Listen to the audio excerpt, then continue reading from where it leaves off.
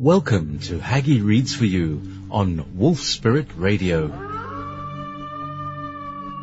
Colleen, Haggy, reads children's stories for the wee ones up to the teens. She also reads books for grown-ups. Tune in, kick back, relax, and listen in. You're listening to Wolf Spirit Radio.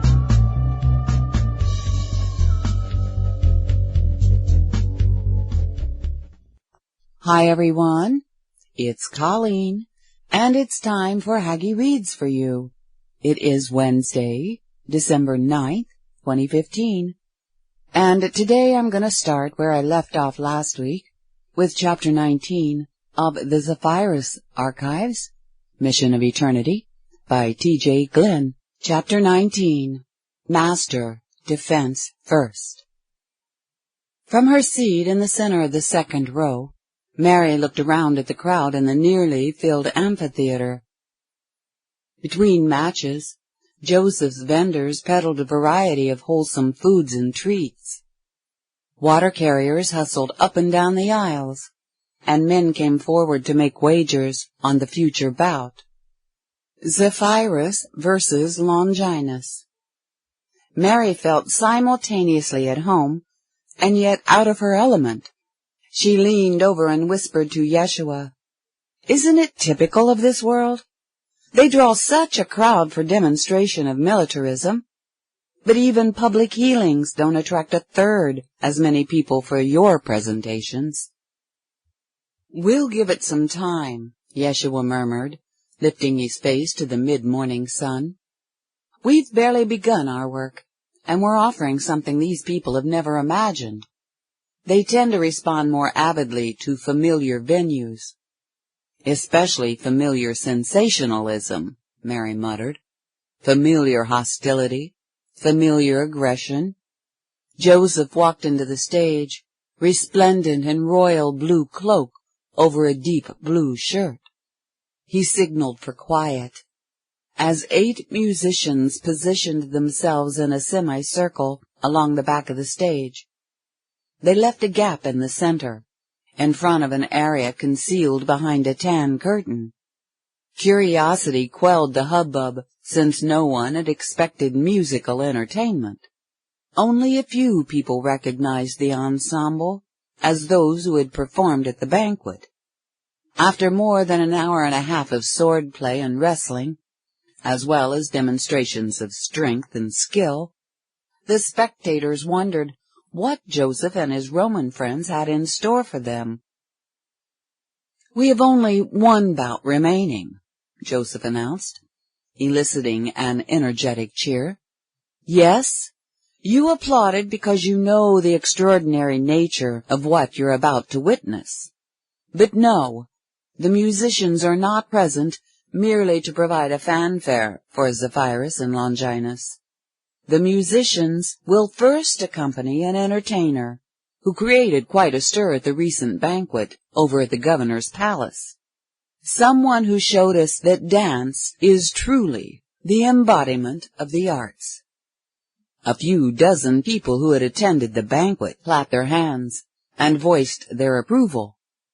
The news traveled swiftly around the amphitheater. They were about to be enraptured by a sensuous young beauty. Joseph grinned and placed his hands over his heart. "For this poetry in motion we're about to savor, as much as for the sparring match to follow, I am so grateful.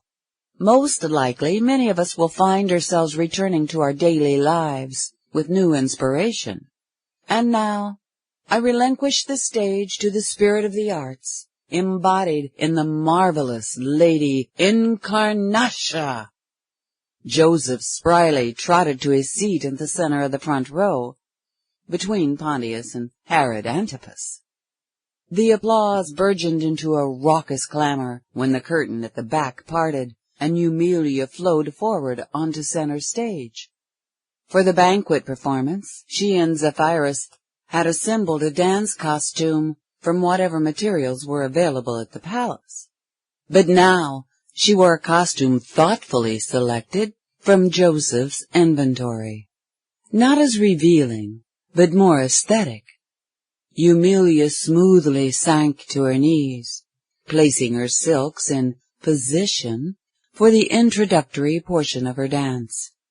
To the spectators, it looked as though she were going to kneel and bow to them, but she folded herself into a tight bundle draped with vibrant colors. Nothing of Eumelia could be seen.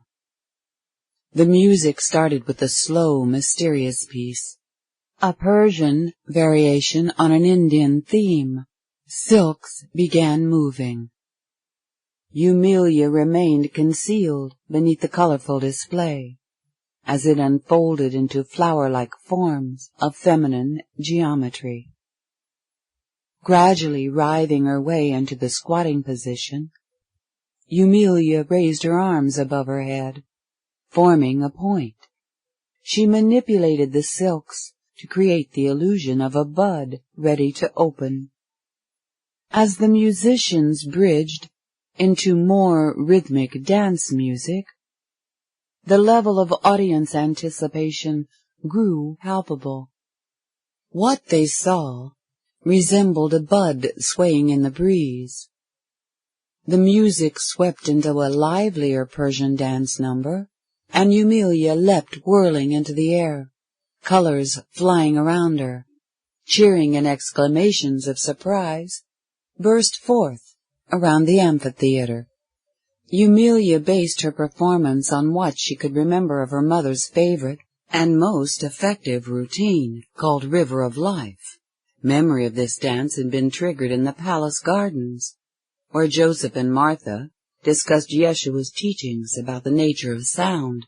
Eumelia remembered her mother saying true dancers could float their bodies effortlessly on the currents of the music, the way a trained swimmer could navigate the waters.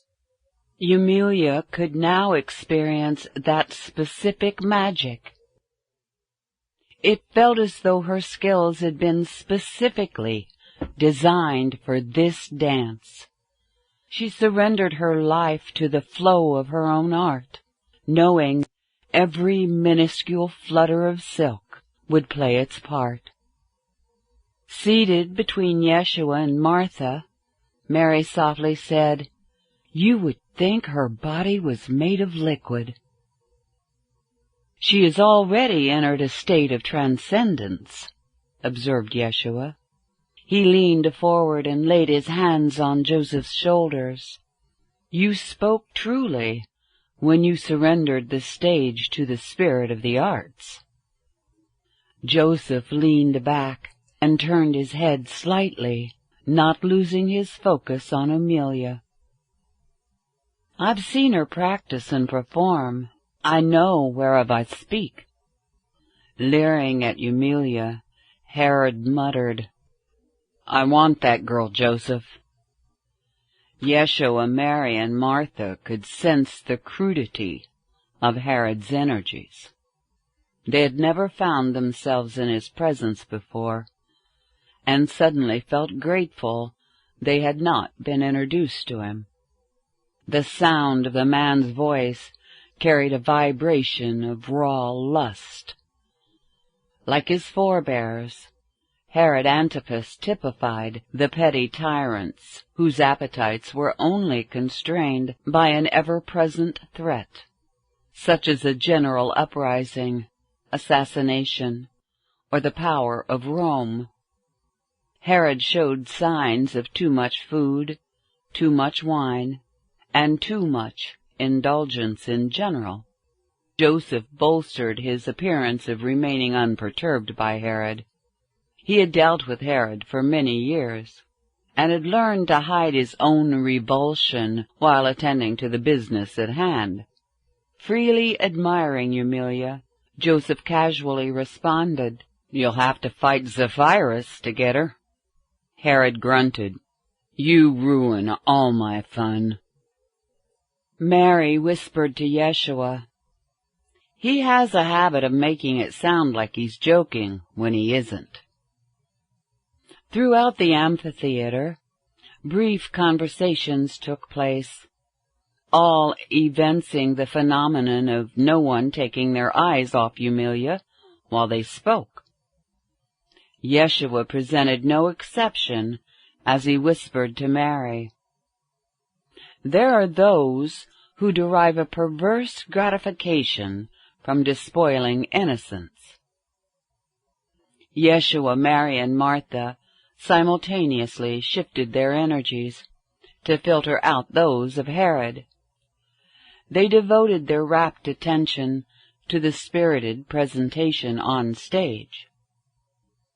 Within the performance itself, Eumelia's consciousness explored new realms.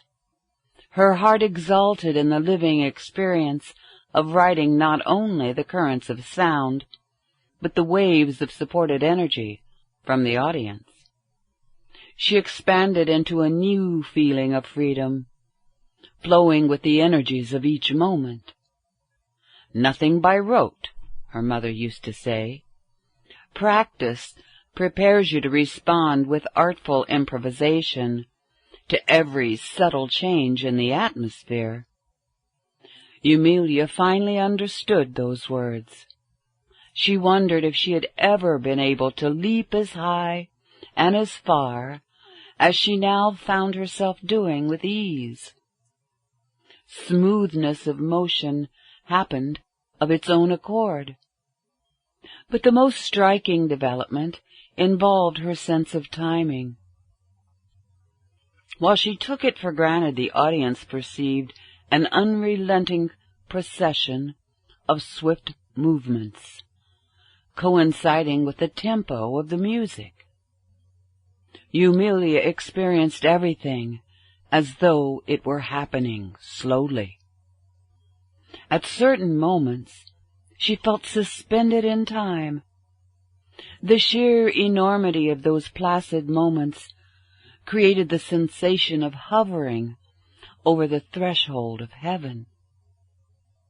It seemed she could easily ascend into something beyond ecstasy. But she knew her time was far from finished on earth, so her cognizance would flow back into a more enlightened awareness of her physicality.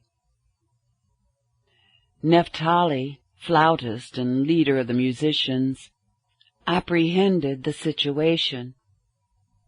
He took measure of the extended attention span of the audience, as well as the artistry yet to be expressed by Eumelia.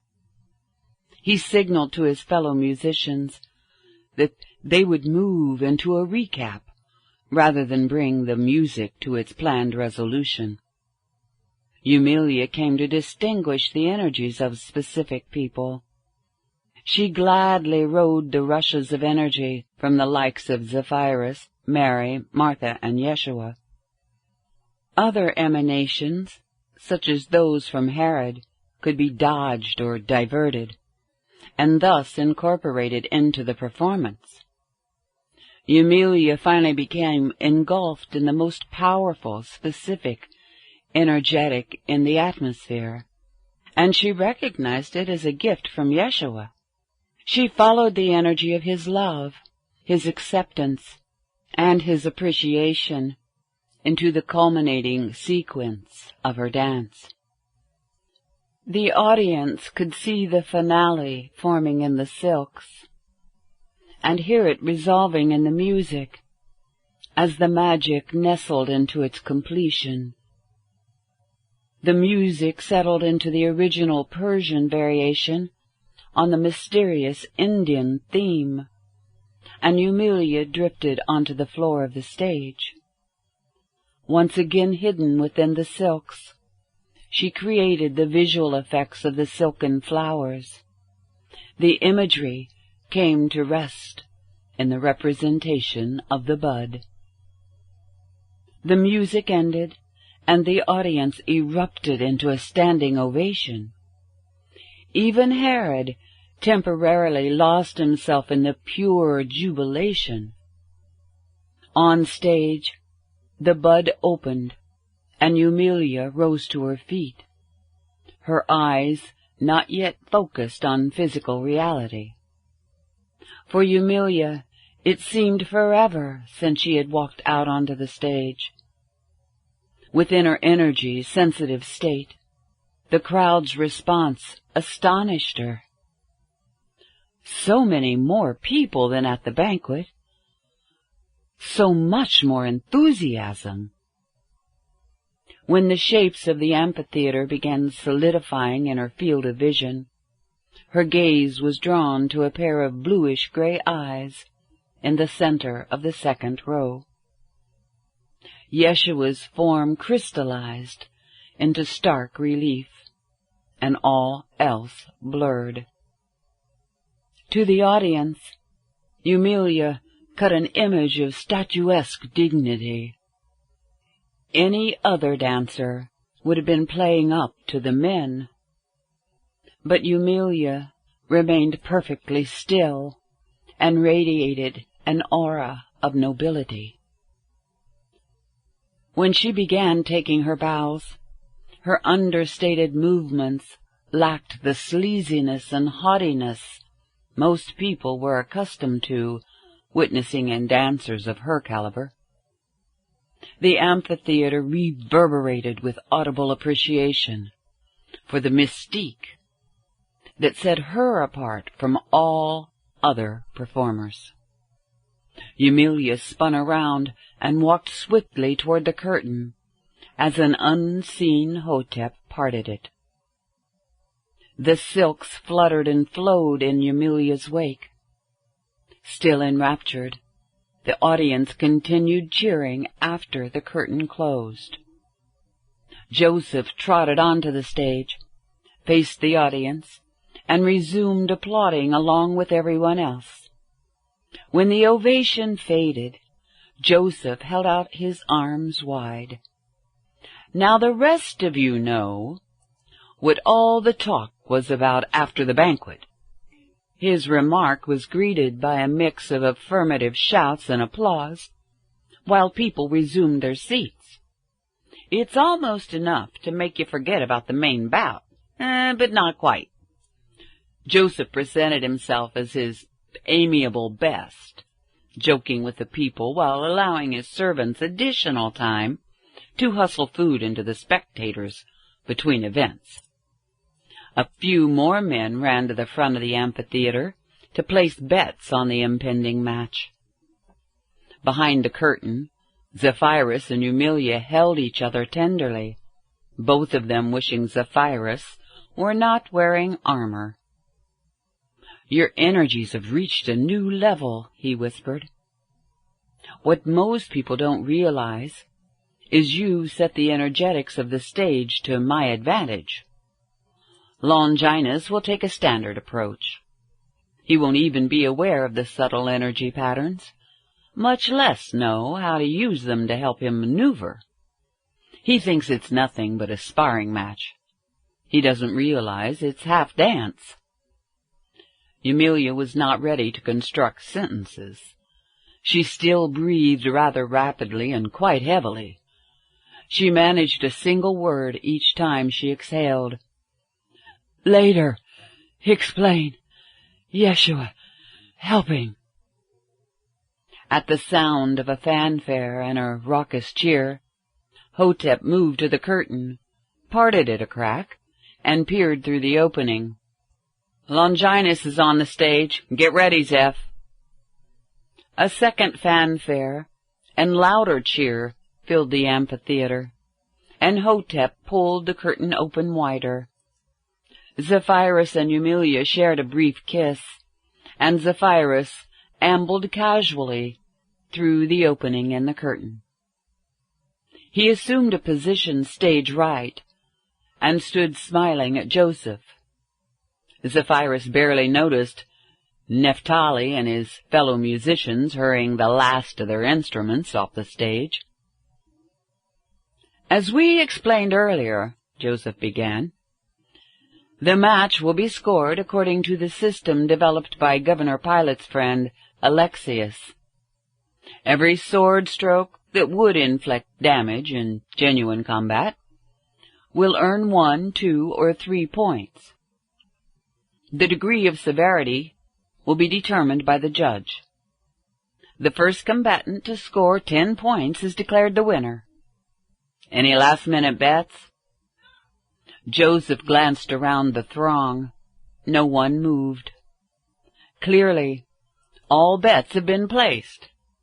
I remind you that the table you see stage left holds 10 timing glasses to indicate the number of rounds. The rounds will run concurrently at approximately 5-minute intervals. Part of the excitement in the wagers, including the feature of betting on how many rounds the fight would last. If by some odd chance the fight should last more than 10 rounds, the scorekeeper will return to the first glass to keep time for the 11th round, and so on. Pausing for effect, Joseph grinned mischievously. And now I yield the stage to our judge, Modestus. Amid the noise of the crowd's eager anticipation, Modestus marched onto the stage. He also wore armor, but no helmet or greaves. He stood slightly back from center stage, with Longinus on his left and Zephyrus on his right. Modestus exchanged nods with the timer and the scorekeeper. He then looked to the audience and called out, "As you can see, both fighters are holding wooden practice swords." This came at the insistence of our wise governor, who wants no blood spilled from his 2 best men. A knowing chuckle rippled through the assemblage. However, to add to the excitement, you notice they will not use shields. He only stood an inch taller than Zephyrus, but the sturdy physique of Modestus made him appear considerably larger. Although Modestus and Longinus were of similar stature, the nearly unnatural musculature of Longinus dominated the spectacle. His leonine appearance and lethal bearing rendered Zephyrus almost inconsequential by comparison. Martha suddenly felt alone and helpless as she assessed the situation on stage. She contrasted her feelings of dread on behalf of Zephyrus with the words of Yeshua. The Holy Spirit had placed Zephyrus, not Longinus, in charge of Yeshua's security. In Martha's vision, Zephyrus hovered between worlds, dressed in Roman armor, ready to engage in a combat exercise. Although his relatively shaggy hair could not be seen beneath his helmet, his light brown beard had now filled in sufficiently to be visible to those in the front row. Martha contemplated the contrast between his current position in life and where she knew his heart wanted to carry him. Modestus raised his right hand forward, and the fighters readied themselves. Modestus whipped his hand downward and shouted, "Engage!" Zephyrus and Longinus began circling, taking measure of each other. Longinus respectfully allowed Zephyrus to make the first move, a mere feint that unleashed a rash of strokes from Longinus. The crowd collectively gasped. One wooden sword appeared almost incessantly blurred as it assailed Zephyrus, but the display of parrying techniques elicited cries of disbelief. Longinus eventually backed off and reassessed the situation, not merely impressed, but astounded. Any other man would be dead. To the wonderment of the crowd, Longinus and Zephyrus appreciatively smiled each other before Longinus leapt into his next attack. Hardly anyone noticed the first timing glass run out of sand. The timer flipped over the second timing glass, gaping in amazement that the first round had ended without a point scored. The timer and scorekeeper shared looks of disbelief. Modestus felt hard-pressed to keep himself out of the way, while focusing an observant eye on every move. Although his wit and agility were challenged by the task at hand, he commanded the best view of the match. I would have paid triple. Midway through the second round, Longinus nicked Zephyrus on the right shoulder, a hit that might or might not have penetrated the armor and drawn blood with a real sword. Modestus pointed at Longinus with his left hand, raising his right hand with his index finger extended. The scorekeeper quickly made a single slash mark on the board for Longinus. The second round ended with Zephyrus remaining completely on the defensive, trailing 1-0. As before, little heed was given to the overturning of the third timing glass. Aside from the timer and scorekeeper, Joseph was the only person who noted the passing of the rounds with burgeoning enthusiasm.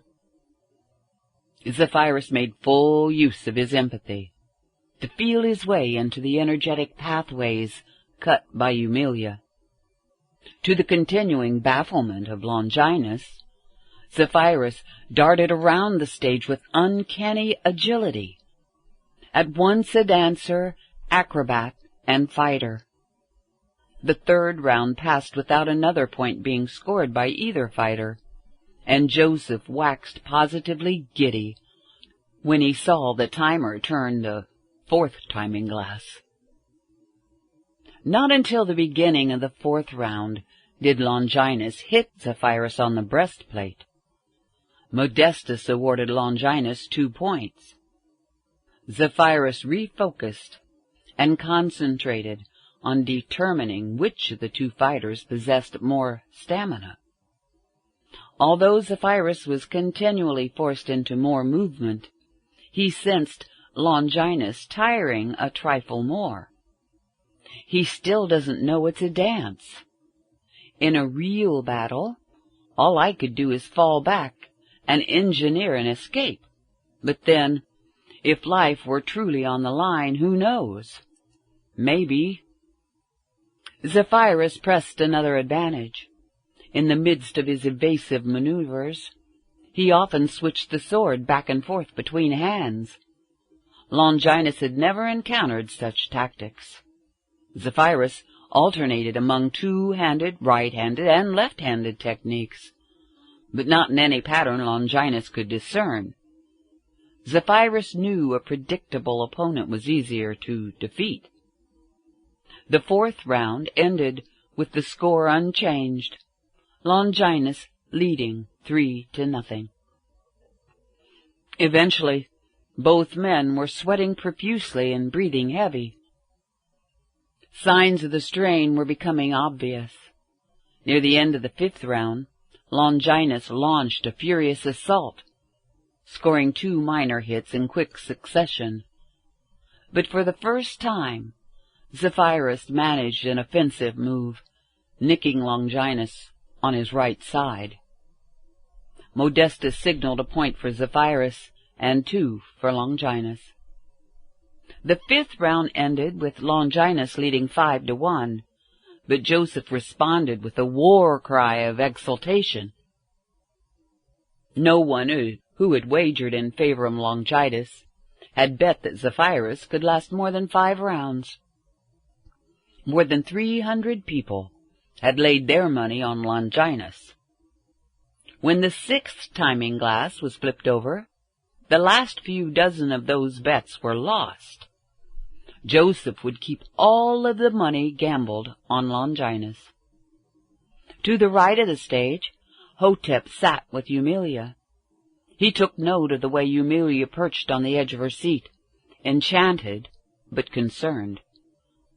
But Hotep felt strangely at ease. His level of inspiration steadily increased, fueled by the demonstration of defensive capability presented by Zephyrus. Hotep was keeping score in his own way. By the middle of the 6th round, Longinus had thrown hundreds of offensive thrusts at Zephyrus to little avail. Zephyrus had connected on his only offensive move. Hotep remembered Zephyrus in the training yard, emphasizing, "Master defense first, Hotep. All the offensive moves in the world won't do you any good if you're dead. Besides, we're defending Yeshua's life, not conquering nations in his name." Early in the 7th round, Zephyrus scored another point.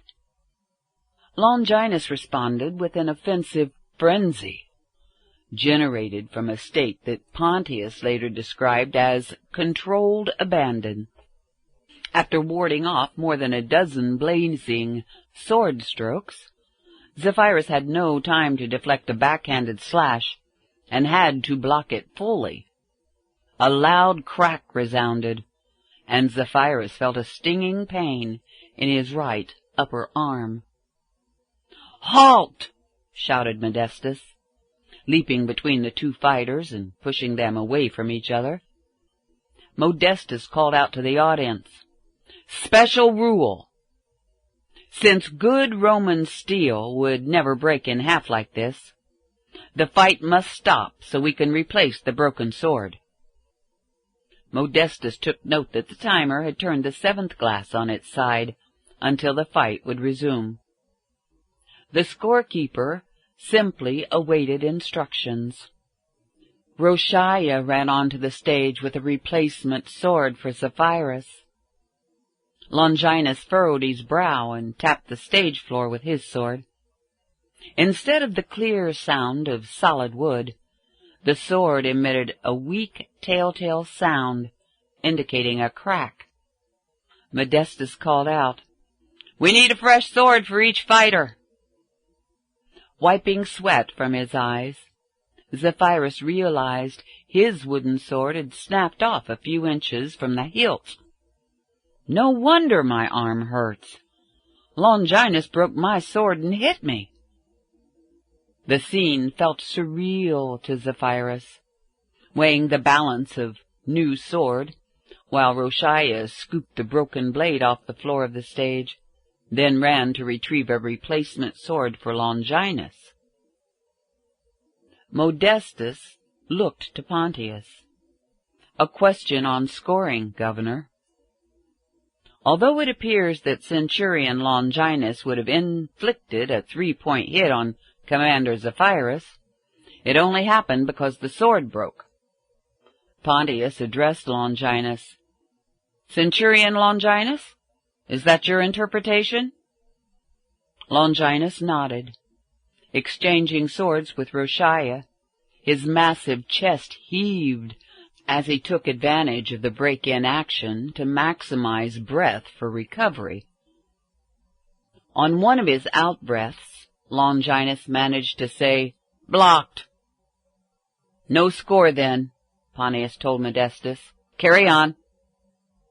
"The score remains 5-2 in favor of Centurion Longinus," Modestus called out, raising his right hand forward as before.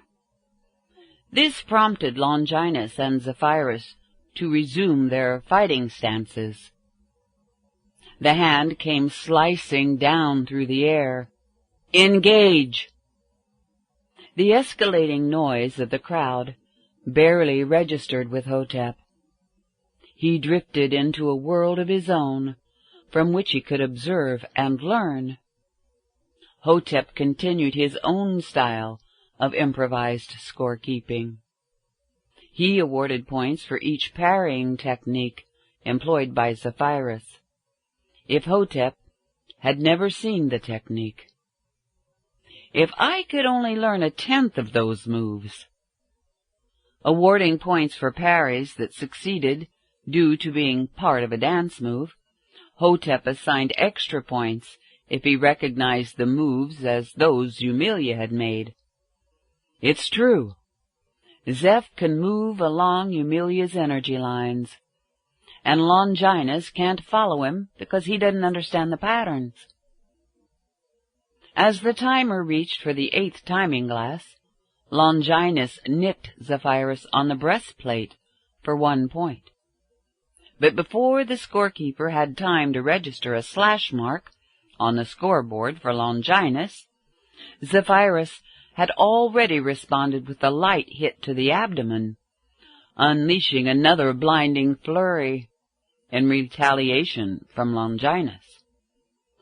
Since the 2 points happened in such rapid succession, Modestus shouted, "That's 1 point each," making sure the scorekeeper would not miss the point scored by Zephyrus. The scorekeeper hastily added the 2 slash marks to the board as the timer turned over the 8th timing glass. The 8th round began with Longinus leading 6-3. The round had barely begun when the fighters repeated the same phenomenon, Longinus scoring for 1 point, but Zephyrus instantaneously counteracting for a point of his own. The score stood at 7-4. Pontius found himself blinking away tears of pride for his best friend. Zeph had transcended himself. I would never have thought this would be possible. Since Longinus knew nothing outside traditional Roman fighting styles, Pontius realized Zephyrus could truly hold his own from this moment forward. Zephyrus gradually pressed his advantage in stamina, without losing contact with the energy patterns that allowed him to dance around Longinus. "It's more than half dance now," Zephyrus chuckled to himself. "I would never get away with 1/10 of this on a real battlefield." With sweat beginning to annoy him, Longinus occasionally backed off to flick perspiration away from his eyes with his left hand. His leonine countenance intensified. His face had never looked so chiseled, his massive torso heaving like a bellows. He concentrated with visible acuity.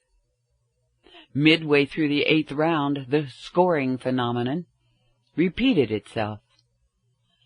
A 1-point hit by Longinus, immediately answered by a 1-point hit by Zephyrus. Predictably, Longinus launched into another retaliatory flurry to no avail against the dancing Zephyrus. When the timer turned over the 9th timing glass, Longinus led 8-5. Although the crowd emitted incessant noise, no one shouted. But nearly everyone uttered oohs and ahs. They spontaneously made comments with breathy voices, yet without looking at each other. All eyes remained riveted on the stage. The vast majority of the crowd sat forward on their seats, fidgeting and gesturing in their excitement. From the 4th consecutive time, a 1-point hit by Longinus was answered by a 1-point hit by Zephyrus, making the score 9-6. Longinus appeared irritated with himself, because he anticipated such a response from Zephyrus, but could not parry the fleeting counterattack. Longinus did not repeat his customary strategy of driving retaliation. Opting to conserve his energy and seek another pathway to strike, he delivered strokes that probed more than attacked. By this time, Zephyrus could sufficiently read Longinus and sense his rhythms. Zephyrus knew precisely when and how Longinus would quickly jump back and flick sweat away from his eyes. Zephyrus pounced on his opportunity and scored his 7th point. For the rest of the 9th round, Longinus fought somewhat defensively, leading 9-7. Not even Joseph noticed the timer turn over the 10th timing glass. Longinus finally scored his 10th point early in the 10th round. Modestus shouted, "Halt!" He jumped forward between the fighters as he signaled the final point for Longinus. This time, there would be no need to push the 2 fighters apart. They both stumbled backwards a few steps, nearly doubled over, and leaned on their swords. They barely maintained their stances, lungs burning and muscles aching.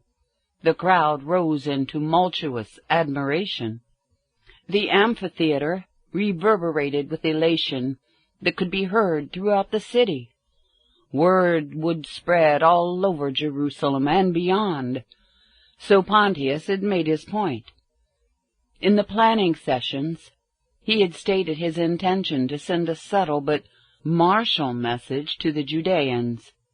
Beware the power of Rome. Pontius contributed to the uproar, but shrewdly observed the energies of Herod and his men.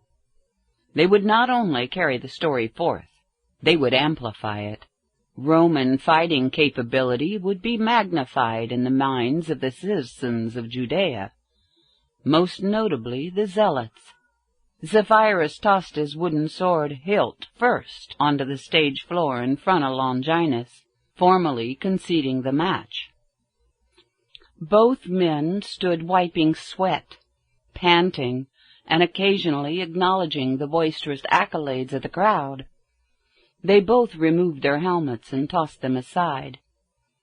Modestus applauded, bowed to each of them in turn, and marched back to his seat beside Hotep. More than a few people noticed the amount of sweat pouring from Modestus, who was also panting.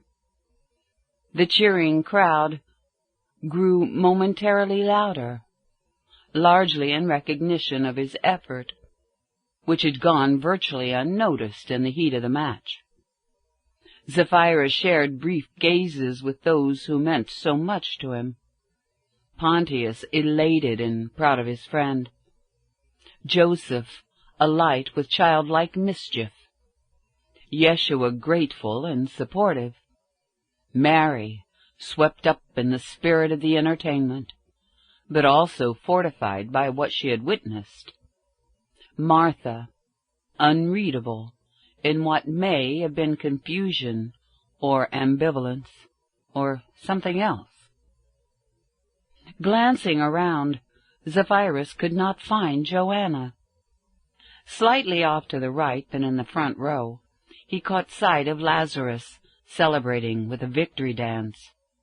Beside Lazarus, Roshaya conservatively applauded. Unable to make eye contact with either of them, Zephyrus turned his attention to the right of the stage. Hotep smiled at Zephyrus with fresh wonderment and eagerness to learn. Eumelia met his gaze with a new light in her eyes. Joseph strode onto center stage between Zephyrus and Longinus, as Modestus had done. Joseph applauded and bowed to each of them. The noise of the crowd finally faded, and Joseph addressed Longinus.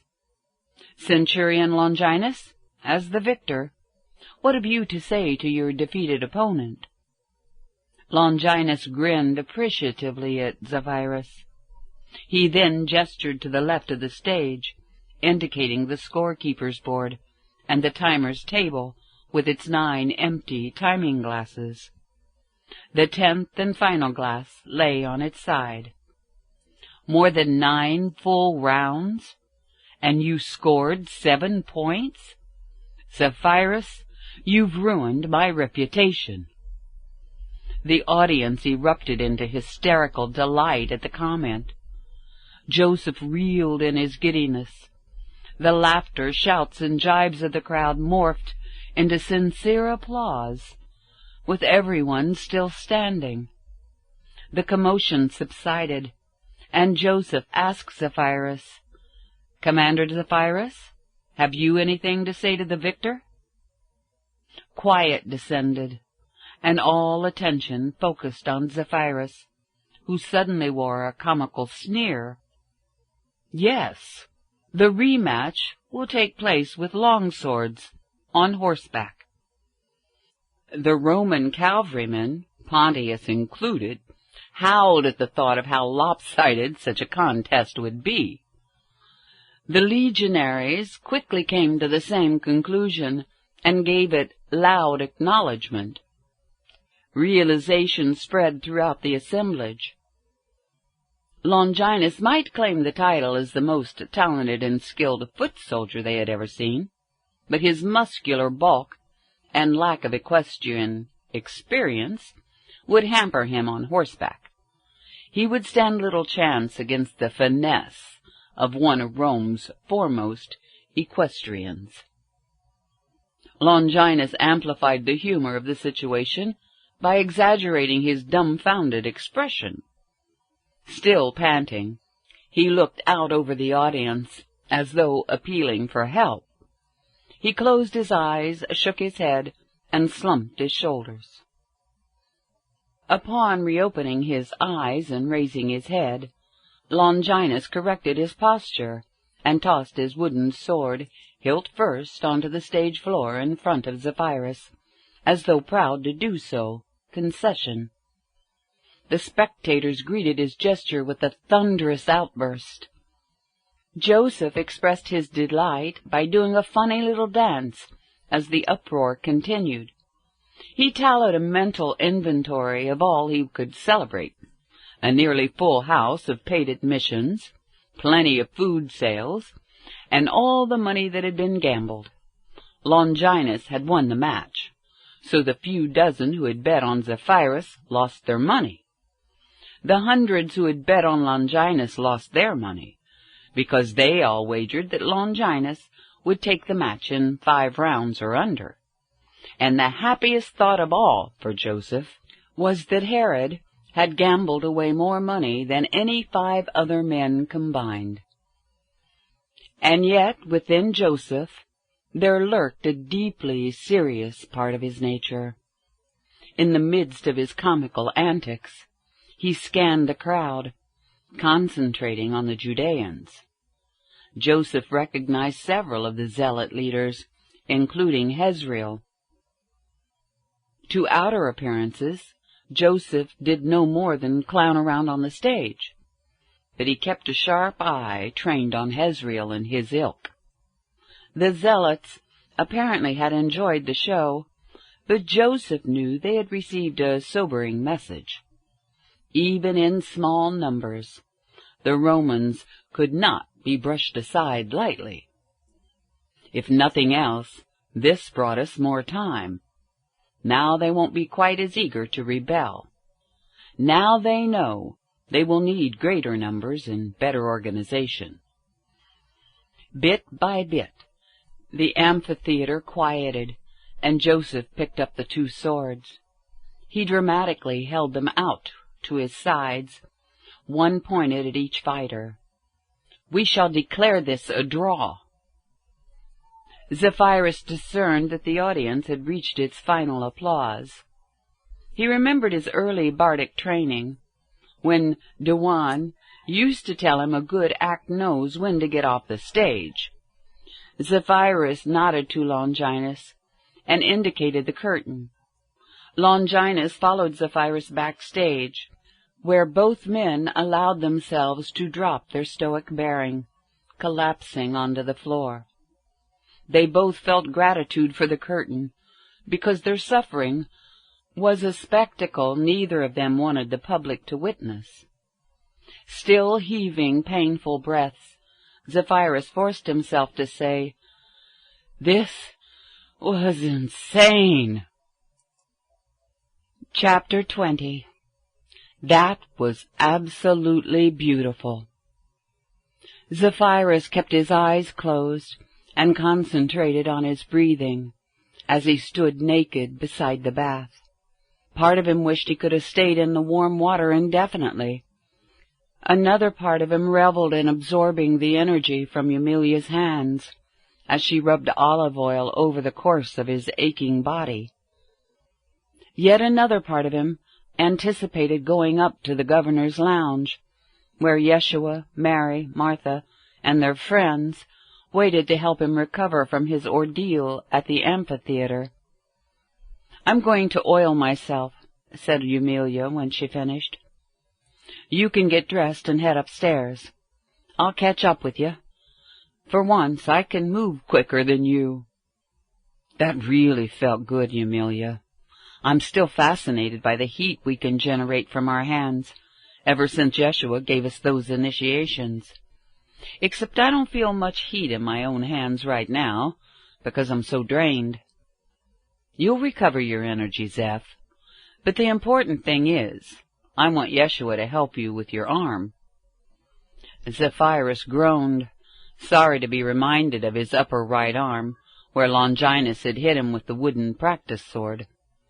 I've never had a knot anywhere near this big in my life, and I've been in battles that lasted hours on end, but nothing has ever exhausted me the way Longinus did this morning.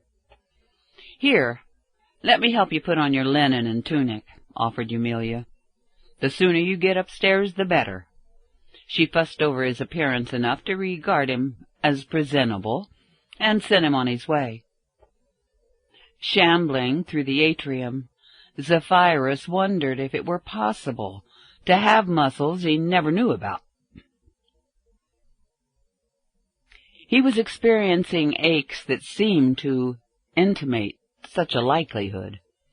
About 2/3 of the way up the mosaic stairway to the second floor, he heard the patter of approaching sandals delicately skittering along behind him in the atrium. Zephyrus paused and watched Eumelia sweep across the mosaic floor and up the stairs. She even appeared to gain speed in her ascent. Eumelia lighted on the step above Zephyrus. She turned, beaming at him with a radiance he had not yet seen in her, nor in anyone. Even the light green robe looked lovelier than it did the day he had bought it for her. He stood enchanted by her magic. "You remind me of one of those little fairies Daywin used to tell me about." Her eyes glowed, and she flooded him with a wave of warm, loving energy.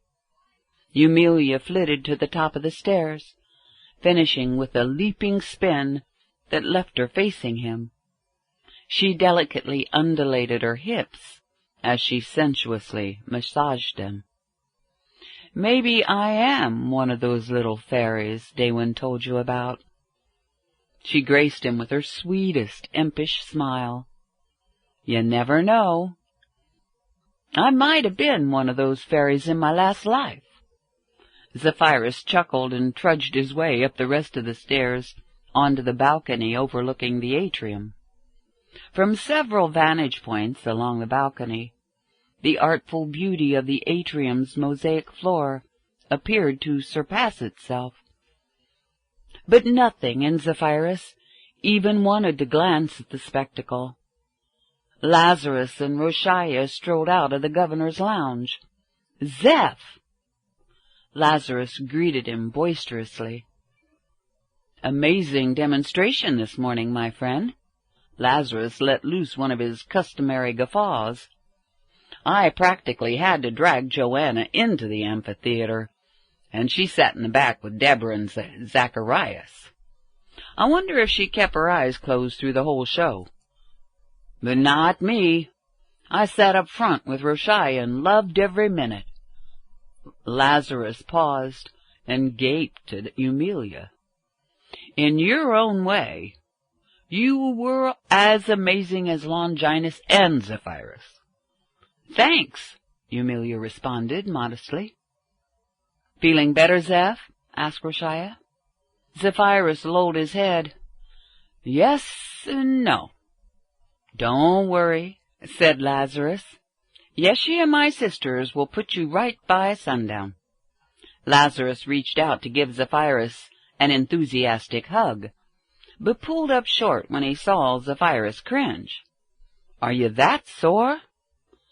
Zephyrus nodded apologetically.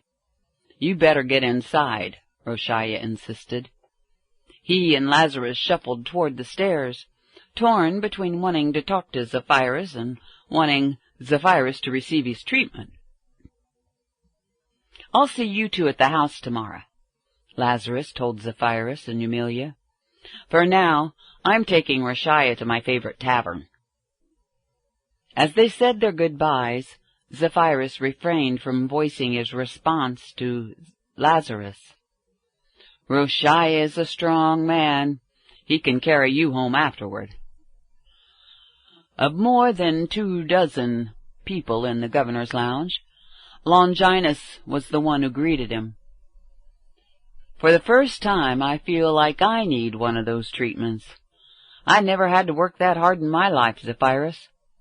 Dressed in a simple tunic, Longinus appeared slightly haggard, but still imposing. "Does your arm still hurt?" Zephyrus gingerly lifted the half-sleeve of his tunic and preferred his right arm for viewing. "I have a really nasty knot there." Longinus examined the upper arm with a sure but gentle touch. His usually martial countenance suddenly awash with regret. "I'm so sorry, Zephyrus." "It's not your fault," Zephyrus told him. "We can blame Pontius for insisting we use wooden swords. A steel sword would never have broken like that." Longinus took a delicate step back, dropping his gaze to the marble floor. He sighed heavily and looked back up at Zephyrus as though reassessing their entire experience. "I'm really sorry about your arm, but I suddenly realized this actually gave me an unfair advantage for the rest of the fight." "I don't think it was overly significant," said Zephyrus. "Once we got back into the action, I never noticed it." "Be that as it may," interjected Martha, gliding over the marble floor into their midst, "it can heal a lot faster if you get onto the table and let us help." She pointed to one of the healing tables and told Longinus, "You too, lion man. Pontius will not tolerate the commander of his elite guard hobbling around the palace looking all stiff and sore." "I'm not hobbling," Longinus responded rather defensively. Taking note of Martha's unflinching expression, he admitted, "But I am stiff and sore." Longinus hesitated. He had more to say to Zephyrus. "The way you flew around that stage, I sometimes wondered if I was fighting you or Eumelia. But some of your parrying techniques—" He started backing away toward the healing tables to satisfy Martha, but maintained eye contact with Zephyrus. "Could we practice together now and then?" Zephyrus began moseying toward the table closest to Yeshua. "Sure, Longinus. We'll be in Caesarea for about a month." He could see that his statement confused Longinus. "You'll be staying in Caesarea with Pontius, but I'm going to travel into Galilee with Yeshua and these other beautiful people." "Why do I keep forgetting about that?" Longinus wondered aloud. "Because you don't want me to go," replied Zephyrus. "Neither do I," Pontius proclaimed, striding forward and gesturing toward the 2 empty healing tables. The third was occupied by Modestus. With a bittersweet expression, Pontius addressed Zephyrus. "But we all know it's essential for our mission, and let no one doubt my sincerity. I'm even letting you take my most expensive slave." Pontius threw a sidelong smirk at Hotep. "Even though he hasn't been looking much like a slave lately, and never really acted like one in the first place." Although part of him had been serious with his comment, Pontius noted that everyone else regarded it as thoroughly comedic. I might as well roll with the humorous part of it. He enjoyed the sensation of eliciting a light-hearted response, and marveled at the rush of light emanating from everyone's aura. Pontius watched the swirling colors of Yeshua's pristine joy. Yeshua smiled keenly at Hotep, while helping Zephyrus into a suitable position on the table. Pontius chuckled and shook his head in wonderment. Yeshua really loves Hotep. Zephyrus really loves Hotep. Maybe someday I'll appreciate their sentiments. Pontius briefly focused on Hotep, joking with Gordian. But I have to admit, Hotep has a beautifully bright aura. Pontius put on a stern expression and made some imperious gestures while addressing Zephyrus and Longinus with mock severity. "Now you two soldiers are hereby ordered to surrender yourselves to the healers. Longinus, tomorrow's our last full day in Jerusalem. Zeph will be staying a while longer. But I want you both looking your best by mid-morning. When the people see you two strolling along tomorrow, as though nothing had happened earlier today." Well, I'm going to take a quick break here and put on a little bit of music, and I'll see you in just a few minutes.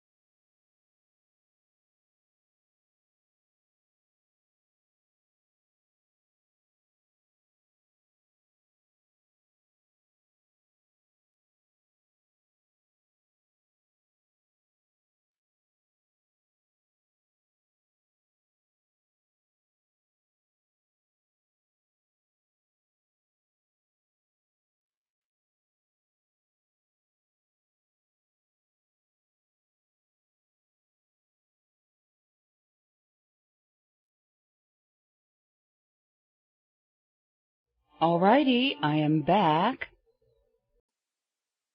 Your continuing message to the zealots, Joseph remarked with casual amusement. Excellent idea, Pontius. We can send a few eyes and ears into the city to locate Hezreel and some of the other troublemakers. And then we can have Zephyrus and Longinus merrily stroll together through these areas, pleasantly chatting about the weather. That's a fine idea for tomorrow, Yeshua put it. But I have a fine idea for right now. Mary, you can take charge for Longinus. Good, that'll be fun, said Mary, who never concealed her fascination with the very existence of Longinus. Leah, would you like to rub out his feet while I work on him? Leah shyly came forward.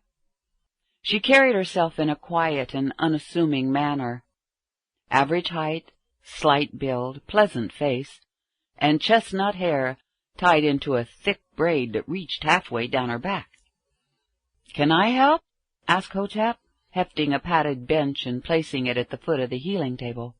He smiled at Leah with an extra little something. "You can show me a little more of how to read the bottom of the foot, and help me learn what parts of the foot correspond with what parts in the rest of the body." "That would be wonderful, Hotep," Mary answered on Leah's behalf. Mary rolled her eyes. "Look at you, Leah, blushing and examining the floor." Mary glanced over at Martha, who stood near Yeshua, waiting for instructions and not looking at Zephyrus. "Honestly, you women, don't you know how to respond to a man?" "Can we have a bench like that, too?" asked Eumelia. "That way I can help and learn with Martha."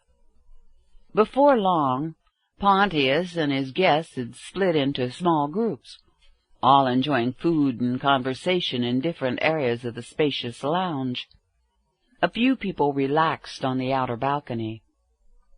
Deborah continued working on Modestus, while Zacharias and Joanna shared a bench at his feet.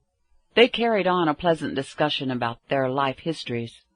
Since Modestus had not expended himself the way Zephyrus and Longinus had done, the session was directed more at comforting than healing. Minimal talk occurred at the other two tables, with all the comments focused on the specifics of their healing processes. Leah quietly provided explanations for Hotep, but she continuously shied away from his eyes, and especially from body contact. At the foot of the other table, Eumelia and Martha engaged in a more intimate form of instruction. They snuggled up against each other, made lots of smiling eye contact, and whispered almost conspiratorially.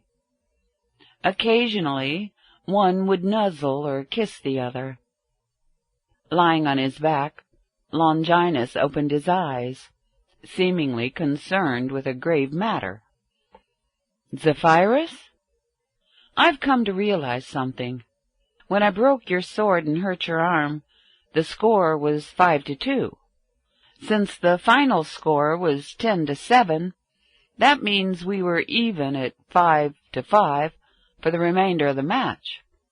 In fact, in the time between the broken sword and the final point, you beat me 5-4, with an injured sword arm, no less." Zephyrus made no effort to open his eyes or speak. From the heads of their respective healing tables, Mary and Yeshua looked at Longinus in disbelief, and then at each other. Both of them started quivering in silent laughter. An unspoken signal from Yeshua prompted Mary to say, "Longinus, this is a topic that can wait for tomorrow. Joseph suggested you and Zephyrus could talk about the weather as you stroll around the city impressing the zealots. But maybe you could include this topic as well. Tomorrow." 5 plush couches had been arranged in a tight circle near one end of the governor's lounge. On these couches reposed Yeshua, Mary, Martha, Eumelia, and Zephyrus. "Yeshi, could you elaborate on the nature of the initiations?" asked Zephyrus. We've noticed a lot of similarities in our experiences, but also a lot of variations. As you might easily surmise, Yeshua began, there are different types of initiations and different degrees of initiation within each type. I know you've read mystical books that discuss levels of heaven, levels of hell, and so forth. But it might help if you dispense with all thought of heaven and hell, and as well as the concept of the cosmic worlds having levels. When you read about cosmic planes, it's too easy to envision them stacked up like sheets of papyrus on your desk. That's a rudimentary and ultimately inaccurate analogy. I think I'm already starting to understand this concept, said Eumelia. She indicated Mary and Martha. The other day, when you two were talking about the nature of space, I was totally fascinated. Afterward, I thought nothing is really what we think it is. And when I was dancing this morning, I found completely new ways of perceiving time and space in reality. Eumelia put on a playful grin and peered at Yeshua through slitted eyes. I almost danced my way out of this world this morning, and you were helping me with your energies, and funny things kept happening with time. That's right, exclaimed Mary. Her eyes widened, and she turned to Yeshua. I remember you saying she had entered a transcendent state, and that was near the beginning of her dance. Indeed she had, Yeshua acknowledged, rising from his couch. He took a couple steps and knelt in front of Eumelia. Her hands were folded in her lap, so he placed both hands over hers and smiled into her eyes. Your consciousness touched one of the heavenly worlds this morning. Did you get the impression you were suspended over some sort of portal or threshold? Eumelia's vision began swimming around in Yeshua's bluish-gray eyes. Like swimming in the sea, only I can breathe water. Yes, I thought of it like a threshold, and it felt like I could have slipped into the other world with ease. And you're right, I even touched that other world, but my heart wanted to come back and stay here. Yeshua made an indefinable sound of joy, and applied a quick pressure to Eumelia's hands. Yes, exactly, Eumelia. He leaned forward and kissed her, then stood up and ambled back to his couch. I have one more important question before we continue. Sinking into a comfortable sitting position, he gave Eumelia an inquisitive but mischievous look. Did it seem like you would have to go up into the sky somewhere to enter that heavenly world? No, not at all, she answered without hesitation. Her eyes brightened, complimenting her glowing countenance. I could have ascended into the other world right there on the stage. Ah, Yeshua intoned. And why do you suppose your threshold was right there on the stage? Eumelia opened her mouth to answer, but hesitated.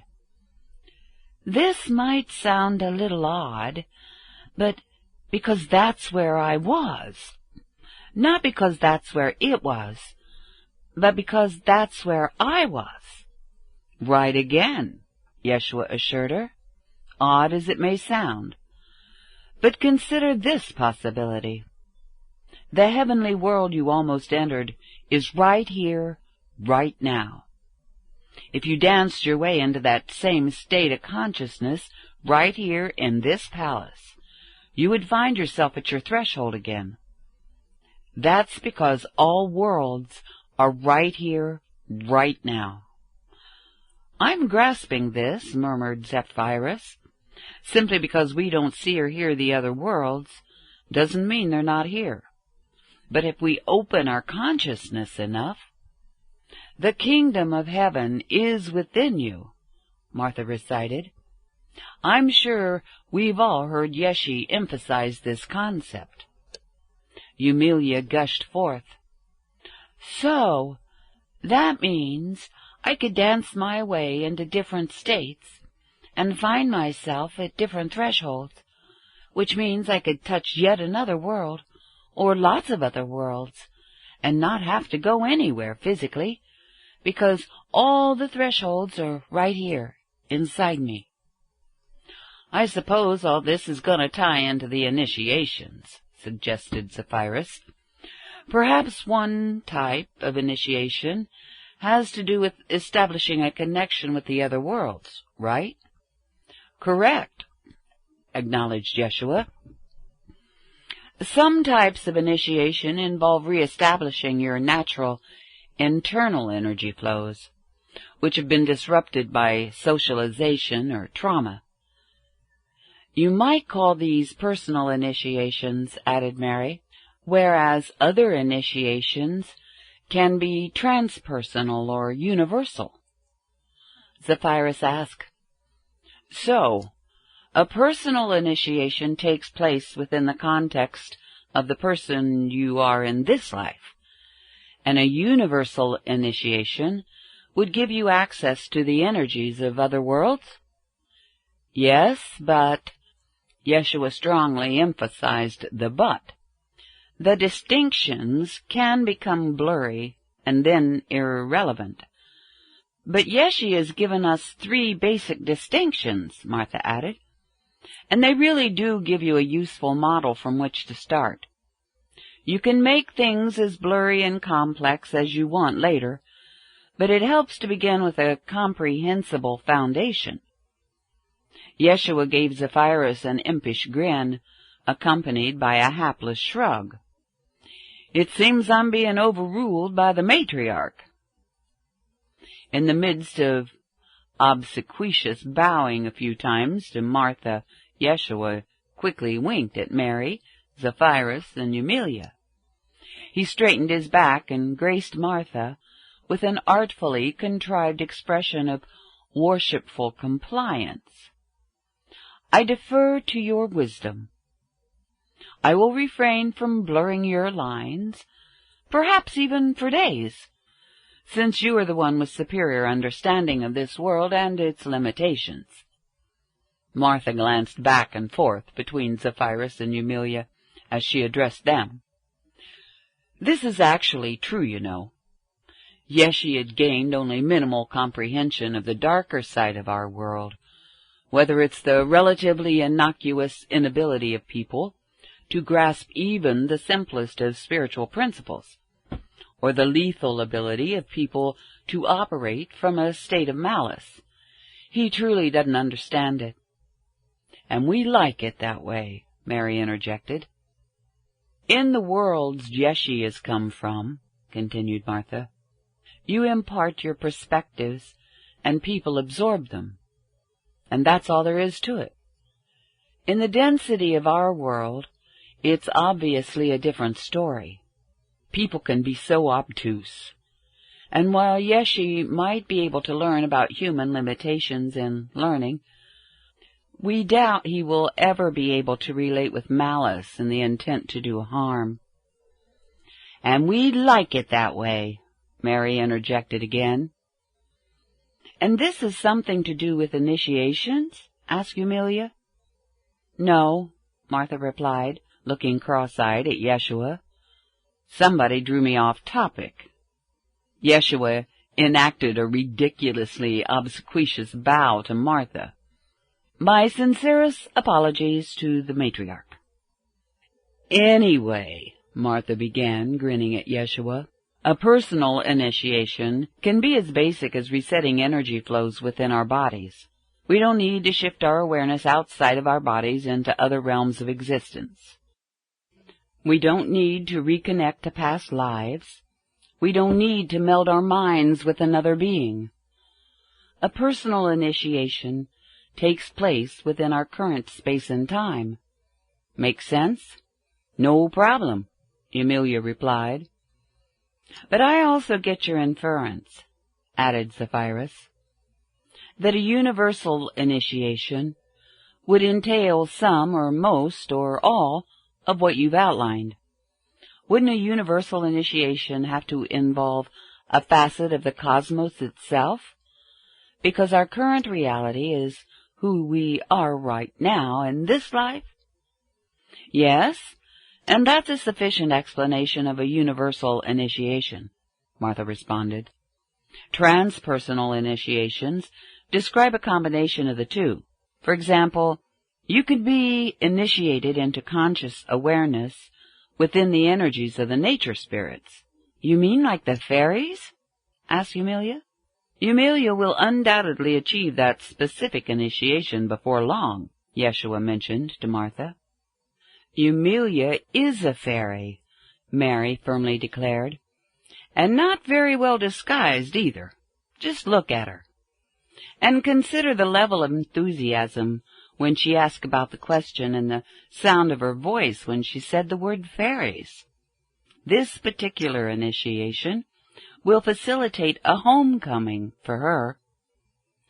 And in that eminent initiation, Eumelia, Martha continued, you will still be Eumelia, establishing energy flows within your body, as well as restoring an energetic connection to your own past, but also to beings in another realm of existence.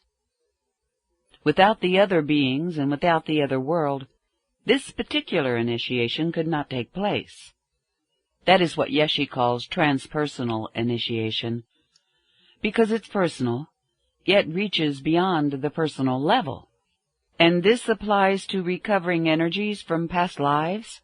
Asked Zephyrus. Because it takes us outside our current time frame as this person? And we would also be accessing the cosmic records, which would entail another plane of existence? Martha smiled appreciatively. Exactly, Zeph. Eumelia beamed at Zephyrus. On our way into the lounge this afternoon, didn't I infer I was a fairy?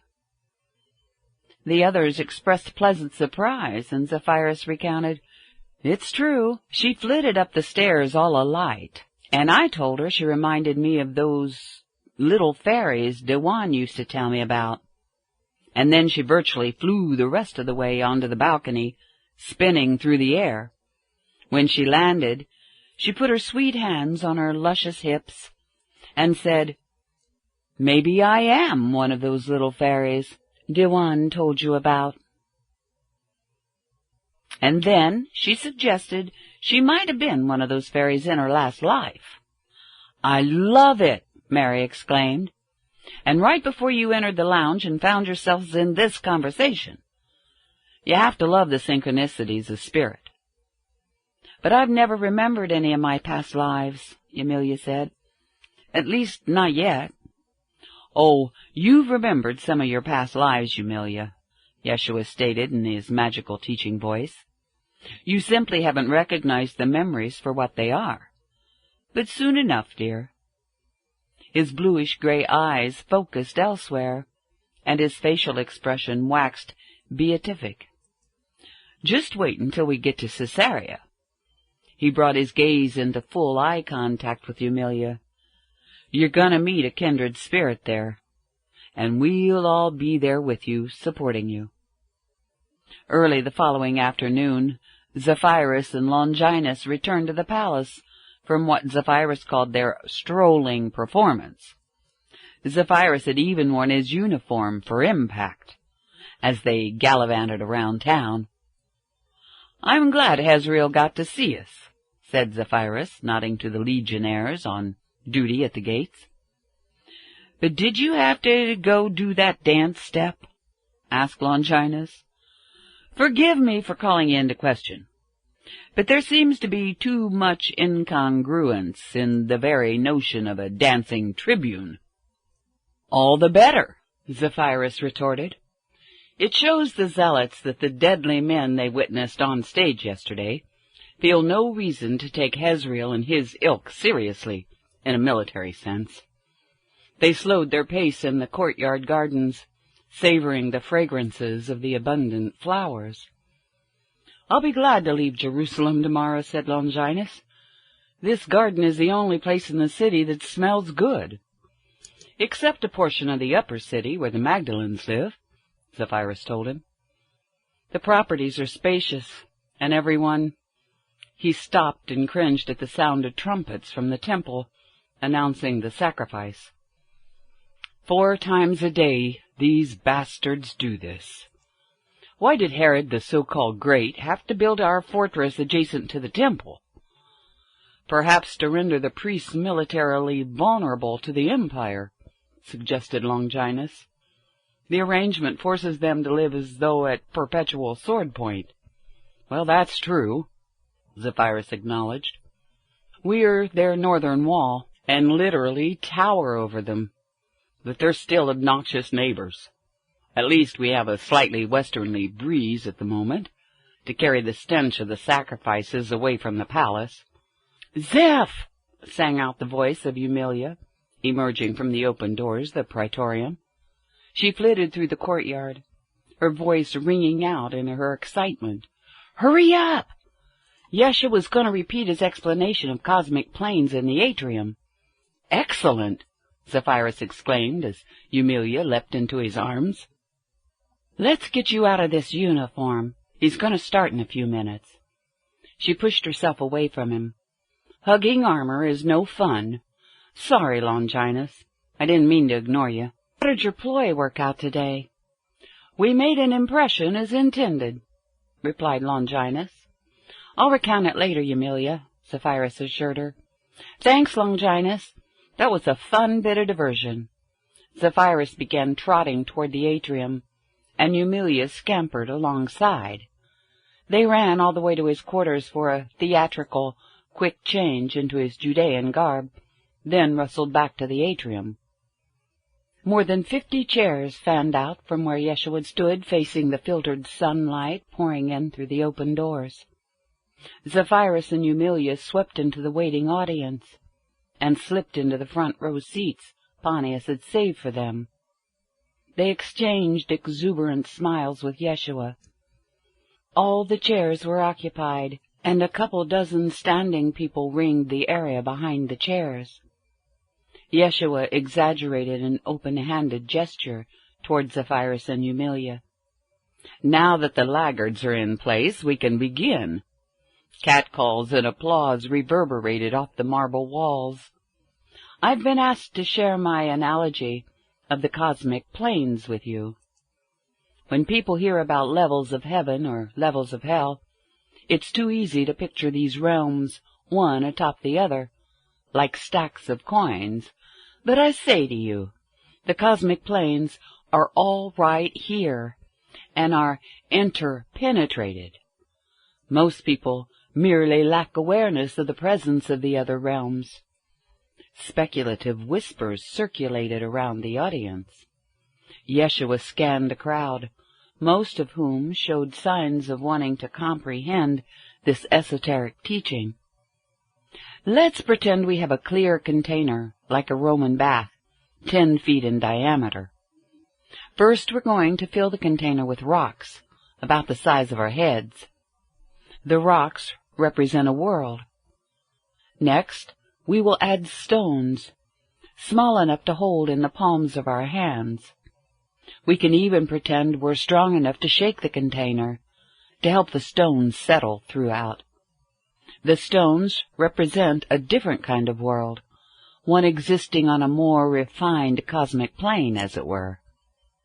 If you were living in the rock world, your senses would respond only to the rock, and you would remain unaware of the stones." Zephyrus asked, "Did you develop this analogy in honor of your devotee Simon, who has a head like a rock?" No one but Yeshua's friends could appreciate the joke, but those friends exploded into an uproarious response. The booming guffaw from Lazarus was overshadowed by the shrill soprano giggle from Mary. Even the usually conservative ones like Martha and Joanna joined in the raucous applause. Covering his face with his hands, Yeshua shook his head. As the noise subsided, he dropped his hands to his sides. "The next thing we will add to our container will be pebbles." In your imaginations, notice how the pebbles interpenetrate the stones and the rocks. Next we'll add sand. The same phenomenon occurs. If you were living in the stone world, perhaps you would fail to perceive the existence of the pebble world, and so forth. Now we can fill the remaining space of the container with silt, and then add some water. Each of these represents a cosmic plane. Now we have the rock world, the stone world, the pebble world, the sand world, the silt world, and the water world, all interpenetrated, but each unaware of the others. "I love it!" shouted Zephyrus, rising to his feet and joining Yeshua in addressing the crowd. Can you appreciate how elegant this analogy is? Those of you who are familiar with my background know that one of the strongest influences in the development of my thinking was an old druid named Dewan. Facing Yeshua, Zephyrus excitedly added, "Dewan used to try to explain this to me when I was little. He always told me it's worlds within worlds, not worlds on top of worlds. This analogy completely clarifies what he was trying to help me understand." "Dewan challenged your imagination to stretch," said Yeshua.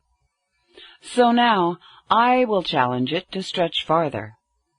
The analogy I've provided is quite simplistic, a skeletal bare-bones outline. The infinite cosmos we're living in, the midst of, is actually composed of infinite intermingling universes." Zephyrus allowed himself to be absorbed into Yeshua's eyes. A deep surge of energy, combining knowingness and forgetfulness, welled up within Zephyrus. With something beyond admiration, he gazed into the depths of those bluish-gray eyes. A wry smile, so common to Zephyrus, crept forth, and his voice evinced a state of awe. "I can almost envision that. Almost."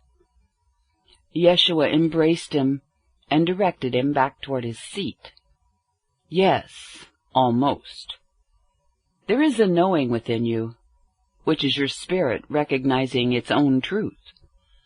Some day, your spirit's understanding will reside fully in your flesh. Then you will more than merely envision such a phenomenon. Meanwhile, I've given your mind another toy to play with. As you expand your imaginings, play with those words, infinite intermingling universes." From the front row to Yeshua's left, Roshiah asked, "What about a phenomenon like the ability to see auras, the way Governor Pilate can? Is he detecting other levels of our existence, or is he seeing other planes?" "Insightful question, Roshiah," exclaimed Yeshua. He became more animated in his pacing, swishing the folds of his light blue mantle. He smiled enigmatically at Pontius. "For the most part, Governor Pilate perceives subtler energies of this world. But for the rest of you, consider this. If you cannot perceive subtler energies of your own world, how would you be able to see the energies of a separate cosmic plane? Governor Pilate's gift could be enhanced to allow him to penetrate the veil between worlds. But how would he know what he was seeing?" "I could always ask you," Pontius remarked, "even though you're going to be traveling around the country, so I won't always be able to ask you. Maybe in private you could give me some pointers. And since you're leaving for Caesarea tomorrow morning," Yeshua reminded him, "we can talk privately when we're finished here." For the next hour, Yeshua sailed through a tangential talk and fielded questions from various levels of understanding. At the end, Yeshua blessed the gathering with a few songs from the East, and the people dispersed. Their buoyant spirits could be heard in their voices. Zephyrus drifted into the gardens, accompanied by Martha on his left and Eumelia on his right. As I let myself assimilate this energy, Zephyrus mused, an interesting observation comes to mind. Compare the perpetual energy field of the temple with what we've generated at the palace this afternoon. There's not really any comparison, is there? Asked Martha. And I know what you're thinking, Zeph. At the temple, you have a priesthood pretending to maintain the holiest atmosphere in the world. The priests even claim they would be defiled by stepping foot inside the palace, because this palace is regarded as unclean. Yet, compared to Yeshua's work here today, the temple spiritually reeks as badly as its altar reeks physically. But doesn't the temple have a rotten energy field all the time? Asked Amelia. That place is a foul pit of hypocrisy and corruption. And so, how jealous do you think the priests are of Yeshua's living essence? And they hate him for it. Martha slowed to a halt, laying a firm but gentle hand on his forearm. As he turned and stood facing her, she gazed into his eyes, and for the first time she allowed an extra something to shine through for him to see and feel. This is why your mission is so crucial, Zeph. Amelia snuggled up against his side and stared at Martha with open admiration. You're right, Martha. It's going to get violent, and we all know it. Caiaphas and his men have brutal hearts, and they're conniving, scheming bastards. But Yeshua has to be protected in a world where he doesn't really understand the nature of the enmity he's attracting. Pontius has assigned Zephyrus the mission of a lifetime. Martha remained unwavering in her eye contact with Zephyrus, while addressing Amelia. At the very least, Amelia, in my heart, I know it goes beyond the mission of a lifetime. Martha poured herself into those sharp, alert blue eyes of the man charged with keeping Yeshua safe. If I were in your position, Zephyrus, I would consider it not merely the mission of a lifetime, but the mission of eternity. All your other lives combined merely laid a foundation for this, your mission of eternity. Amelia glanced up at Zephyrus, and then shifted her focus back to Martha. That was absolutely beautiful, Martha. Zephyrus let his heart soften, and allowed his extra something to reflect Martha's. Yes, it was beautiful. And you are absolutely beautiful, Martha. Martha stepped forward to embrace him. For the briefest moment, it seemed she intended to kiss his cheek. But with the slightest change of direction, she placed her lips upon his and lingered. She felt his lips melt into hers as they both surrendered to their empathic union. Amelia nestled into them, one arm around each of their waists. She drew a deep breath and sighed ecstatically. Well, it's about time. Chapter 21. I'm a natural. Zephyrus watched Longinus and the palace guard march out of the courtyard into the street, heading northward into the new city. Zephyrus frowned. There's a surreal sense to this, Pontius. You're ready to mount up and ride off to Caesarea, and I'm not going with you. Attired in full uniform as prefect, Pontius lifted his left hand, intending to wipe away the tear trickling down his left cheek, but opted to let it flow. Are your feelings as mixed as mine? They're so mixed and mixed up, I can't tell them apart. Looking around at his own cavalrymen, preparing to depart without him, Zephyrus became aware of the depths of his emptiness. And yet there's the fullness. It doesn't matter how exhaustively we've discussed all the ramifications of what we're doing. Now that the reality of it is setting in, I'm at such a loss.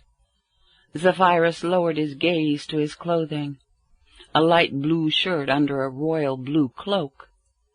How Judean of me. And it suddenly feels so odd to find myself in this situation, as the only one out of uniform. And here, I thought I was getting used to it.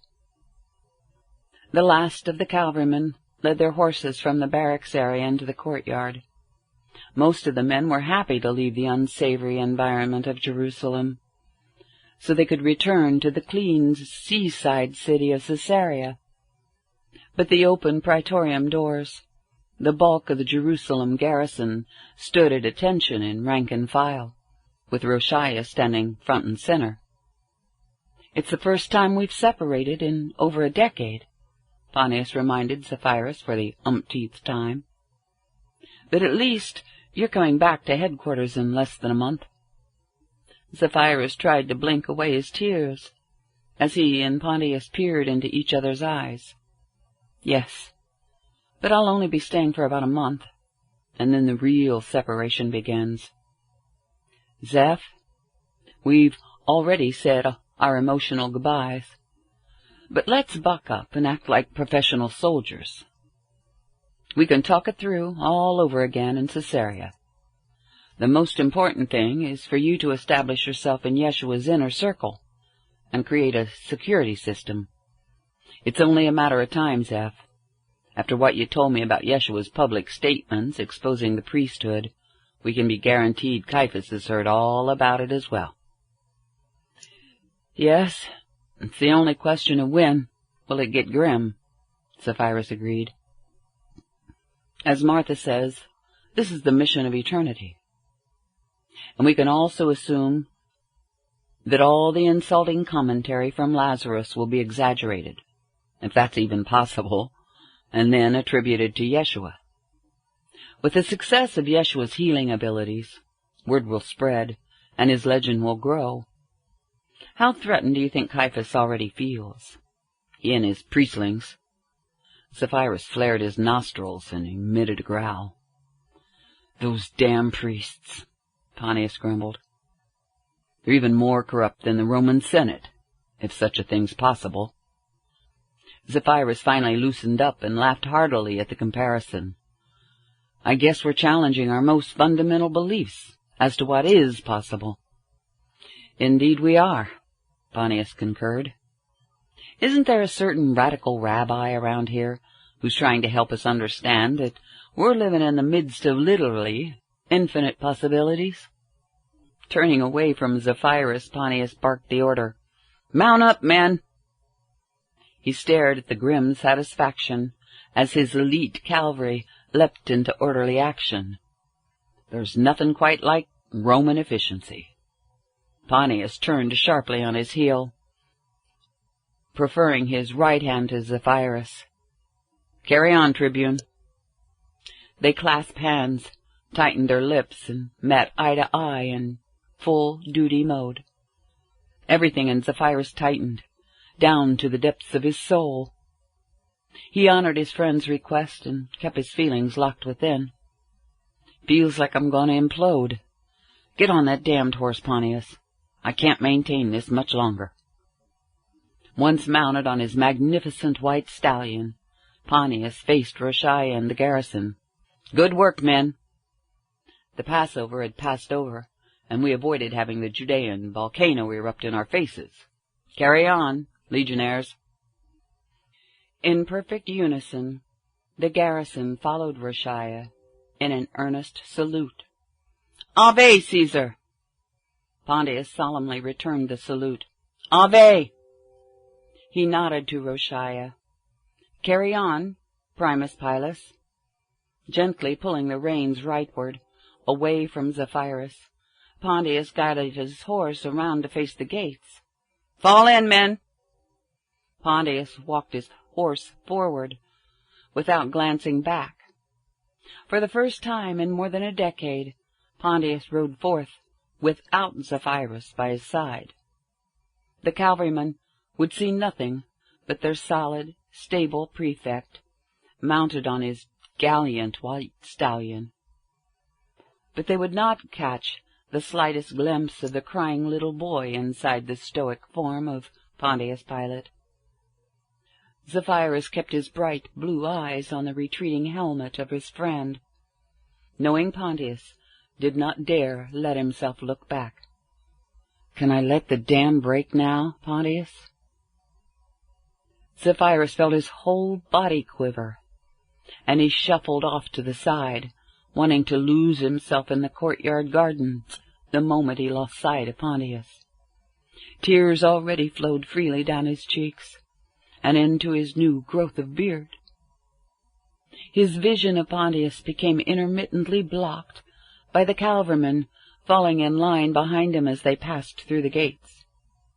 Zephyrus caught a last glimpse of the white stallion as it angled leftward up the street.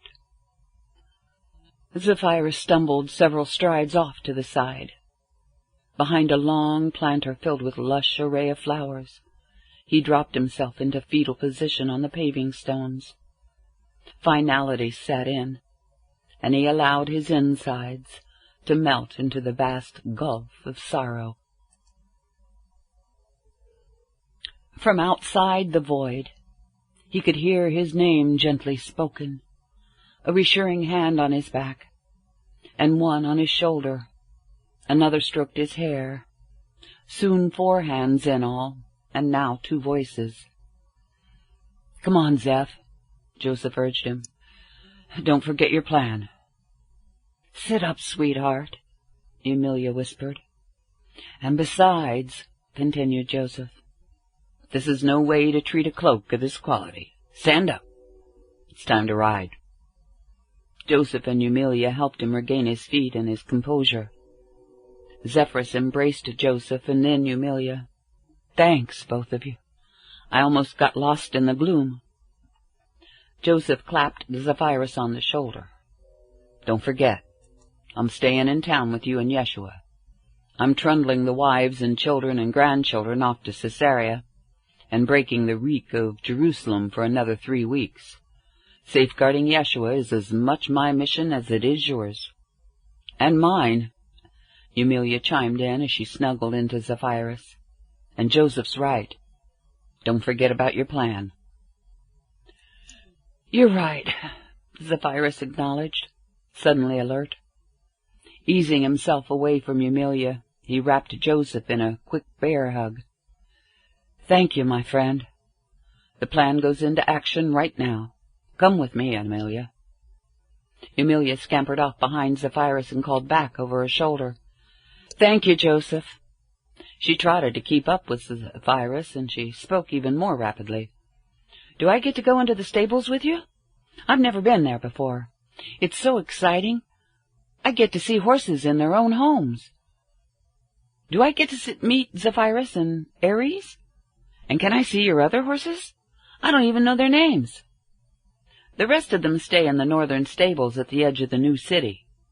You'll have to wait to meet them, and yes, now you get to meet Zephyrus and Ares. However, as a word of warning, don't expect Ares to act like a nice little pet for you." They passed through the gates of the barracks area, nodding to the German mercenaries on duty. "You're bringing a woman in here?" One of them asked with his thick accent. "Get used to it," said Zephyrus without breaking stride. "Maybe there's hope for the Romans after all," the other called after them, as Zephyrus and Emilia swiftly crossed the training ground toward the stables. Emilia followed Zephyrus into the roomy stable. She opened her feelings to the energy of the horses, tilted her head back and sniffed the earthy air. Ah, yes. People say the Romans are really good about keeping their stables clean. She glanced around, curious about the variety of unfamiliar equipment, but enraptured by the presence of the horses themselves. This is interesting. I've never walked on a straw-covered floor.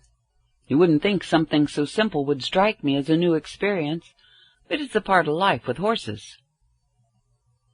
The sound of Emilia's voice caught the attention of a stable boy spreading a bale of hay in one of the several empty stalls. A bit gangly in his mid-teens, He seemed to be outgrowing his plain gray tunic. The moment he saw Emilia, dressed in an everyday beige robe, his countenance flushed forth in a reaction of instant lust. He stepped out of the stall, ogling and sneering hungrily. The figure of Zephyrus barely registered in the boy's peripheral vision. Emilia could sense the stable boy's libidinous energies all over her, and she sidled closer to Zephyrus, who said, "Horses are going to be a regular part of your life now, Emilia."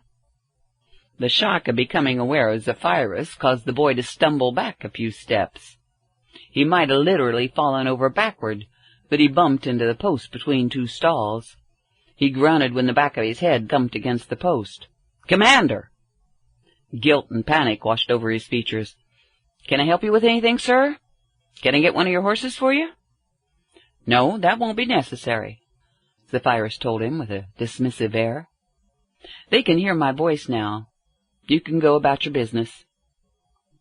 An excited whinny sounded from the rows of stalls off to his right. "Hey, Zeffy!" Emilia could hardly keep up with what was going on around her. You would think Zephyrus had physically picked up the kid and thrown him back into the stall. She noticed the boy's hands were visibly shaking as he resumed spreading hay. As Emilia pondered the impact Zephyrus had on various kinds of people, she heard approaching hooves. A beautiful chestnut stallion drew to a halt about 10 paces away and stared at Emilia. Zephyrus murmured gently to the horse in a language Emilia could not begin to recognize. But her eyes would not drift away from the horse, and she soon felt the influence of the horse's consciousness, and he shared eye contact with her. "He's so beautiful. This is Zephyrus, your old horse from your dreams?" "He's not really old," Zephyrus replied. "Older than Ares, yes, but he's only 12. He was only 3 when I rode him in the races I told you about. To avoid confusion, you can call him Zeffy instead of Zephyrus." Zephyrus resumed speaking to Zeffy in the unrecognizable language. Zeffy tossed his mane around and shuffled his hooves in the straw, looking back and forth between Zephyrus and Emilia. "You're right, he doesn't look old at all," agreed Emilia. "His coat is so shiny, and his back isn't bowed." "That's because I don't allow other people to ride him," explained Zephyrus, "and seldom ride him myself. When I take Ares and the other horses out for exercise and practice, Zeffy comes along and runs free with us. If he ever wants to sprint around with me on his back, he lets me know, and I remove any excess weight like armor." Emilia's vision swam as the stallion refocused his attention solely on her. Zephyrus again spoke softly to Zeffy. Without breaking her eye contact with the horse, Emilia asked, "Is that your original language from Gaul? It doesn't sound like Latin." "Yes, it's a Celtic dialect," he answered in little more than a whisper. Zephyrus delicately slipped his arm around Emilia's waist and kissed her hair. A feeling rose up within Emilia. Filled with a longing so profound, her entire torso ached. She could feel Zephyrus move directly behind her. The stallion slowly walked up to Emilia, lowered his head and nuzzled her. He pressed his forehead against her heart and held still. She instinctively stroked him as though she were thoroughly acquainted with every part of his head and neck. He liked having rubbed or scratched. Tears trickled from both of her eyes. "Good," Zephyrus whispered in her ear. "He accepted you. I told him you're my mate, and I want him to carry you." Out of the corner of his eye, Zephyrus took note of the furiously blushing stable boy, slinking away to another part of the stables. "I don't care how good he is with horses. I'm going to tell Pontius to transfer him to the barracks in Syria. Returning his attention to Eumelia, he nuzzled her hair from behind. You're light as a wisp, and I'll teach you how to vary your riding position so that your weight isn't always on the same part of his back.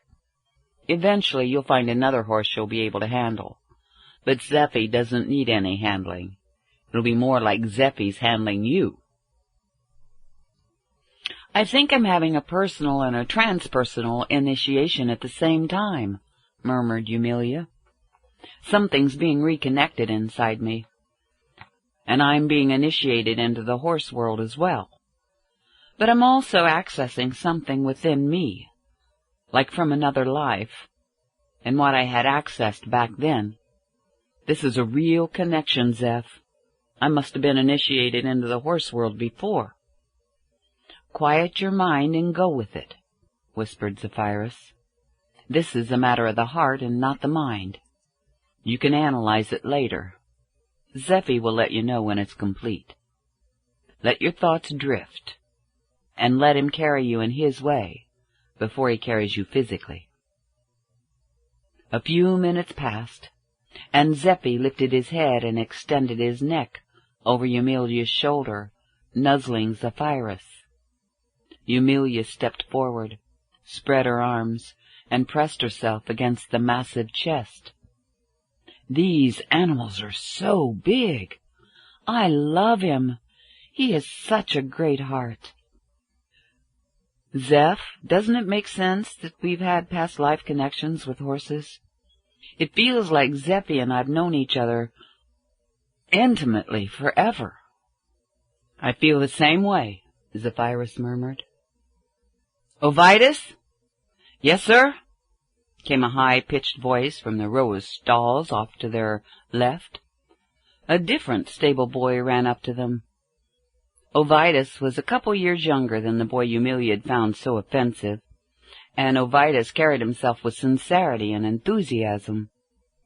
Get Zephy saddled up, Zephyrus told him. I'll get Ares ready. Yes, sir. Come on, Zephy. Eumelia stroked Zephy's flank as he walked over to Ovidius. Zephy likes Ovidius. That's good. The stallion's flickering tail swished into Eumelia's face as he passed, and she knew it was intentional. He's playing with me. When she reopened her eyes, her field of vision was immediately dominated by a larger, stockier horse, also a chestnut. Zephyrus was already adjusting the blanket on the horse's back. This can only be Ares. And I thought Zephy was a big horse. Dear me. Ares raised his head and glared at Eumelia. Zephyrus grinned and told her, He's looking down his nose at you. Don't worry about it, though. Ares tends to be a bit of a snob, since he's the best at what he does, and he knows it. Ares continued staring at Eumelia. He made a sound like a human of dismissiveness. Oh, be nice, muttered Zephyrus, and he hefted the saddle onto Ares. Well, I'm going to have to stop there, 'cause it's that time. Well, I hope you've been enjoying this, 'cause I sure do enjoy reading it. And with that, I thank y'all for listening. I'll see y'all later. Bye now.